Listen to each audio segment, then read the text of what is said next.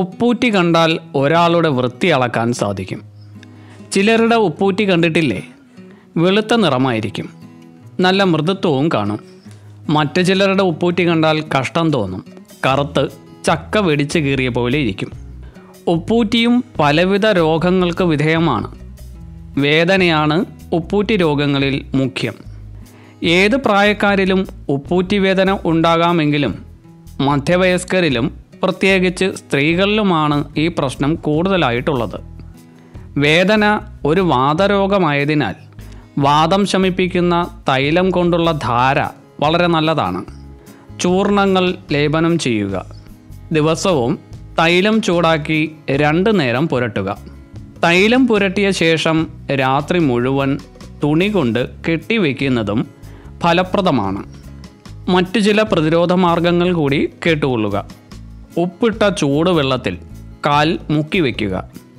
കാൽവിരലുകൾ കൂട്ടിപ്പിടിച്ച് തിരുമുക. വിരലുകൾ പയ്യെ പിടിച്ച് വലിക്കുക. തണുത്ത വെള്ളത്തിലും ചൂടുവെള്ളത്തിലും മാറി മാറി കാൽ വയ്ക്കുക. അമിതഭാരം കുറയ്ക്കുക.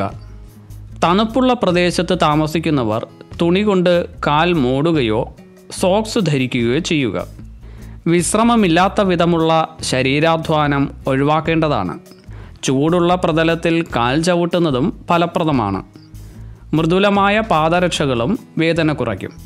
വേദനയുള്ള നാളുകളിൽ ആഹാരത്തിൽ നിന്ന് പയറുവർഗ്ഗങ്ങൾ, കിഴങ്ങുവർഗ്ഗങ്ങൾ തുടങ്ങിയവ ഒഴിവാക്കേണ്ടതാണ്. എന്നാൽ മരുന്നില്ലാതെ ഉപ്പൂറ്റിയുടെ വെടിച്ചുകീറലും വേദനയും ഒഴിവാക്കാനൊരു വഴിയുണ്ട്. കുളിക്കുമ്പോൾ പരുക്കൻ തറയിൽ ഉപ്പൂറ്റി നന്നായി ഉരച്ചു തേച്ച് കഴുകിയാൽ മാത്രം മതി. പാദത്തിൻ്റെ കല്ലിപ്പ് കൊണ്ടാണ് തൊലി പൊട്ടുന്നത്. ഉരച്ചു തേച്ച് കഴുകൽ പാദത്തിന് വൃത്തിയും വെണ്മയും മൃദുത്വവും നൽകും. ഇത് മരുന്നും ചെലവുമില്ലാത്ത ഒരു ചികിത്സയാണ്. ഹെൽത്ത് ന്യൂസിൻ്റെ ഈ അധ്യായം നിങ്ങൾക്ക് പ്രയോജനപ്പെട്ടു എന്ന് കരുതുന്നു. കൂടുതൽ ആരോഗ്യ രഹസ്യങ്ങളുമായി അടുത്ത അധ്യായത്തിൽ കാണാം. നന്ദി, നമസ്കാരം.